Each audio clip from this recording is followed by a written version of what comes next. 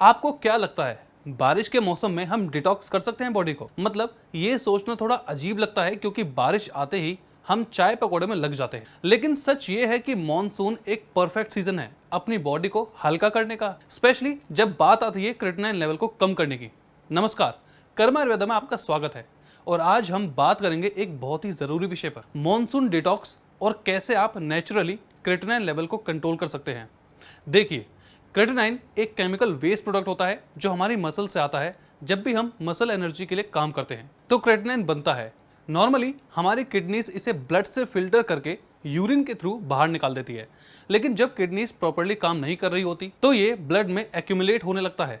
इसी वजह से क्रिएटिनिन लेवल बढ़ना एक सीरियस सिग्नल हो सकता है कि किडनी में स्ट्रेन है, यानी किडनी पर बहुत दबाव पड़ रहा है। अब सवाल ये है कि क्या हम कुछ नेचुरल तरीकों से इस लेवल को कम कर सकते हैं? खास करके मॉनसून सीजन में बिल्कुल कर सकते हैं। इस मौसम में ह्यूमिडिटी होती है, डाइजेशन थोड़ा स्लो हो जाता है और बॉडी टॉक्सिन्स को फ्लश करने के लिए एक्स्ट्रा एफर्ट लेती है।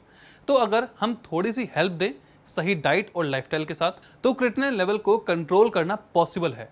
सबसे पहला स्टेप होता है अपने लाइफस्टाइल और फूड हैबिट्स को डिटॉक्सिफाई करना। मॉनसून डिटॉक्स का मतलब होता है लाइट और किडनी फ्रेंडली चीजें खाना, जिससे किडनीज पर लोड कम पड़े।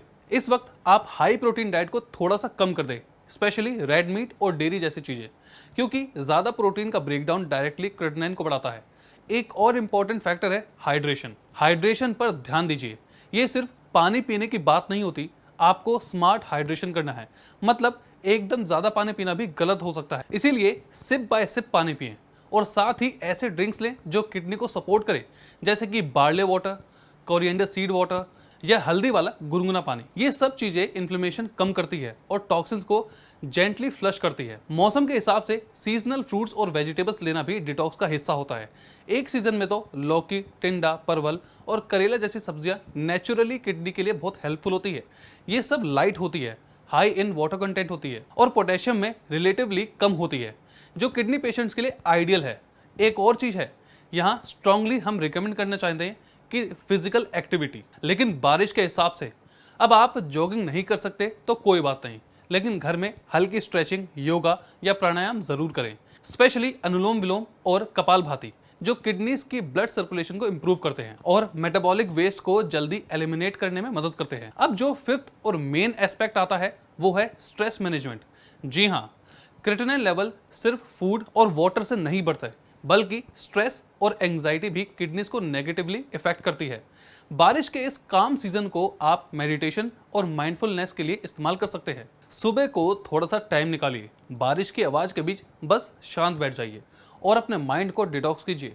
देखिए, कोई भी डिटॉक्स एक दिन में काम नहीं करता, लेकिन अगर आप कंसिस्टेंटली इस स्मॉल स्टेप्स को फॉलो करें, correct hydration, kidney friendly diet, controlled physical activity और माइंडफुल रिलैक्सेशन, तो आपका बॉडी धीरे धीरे रिस्पॉन्ड करेगा।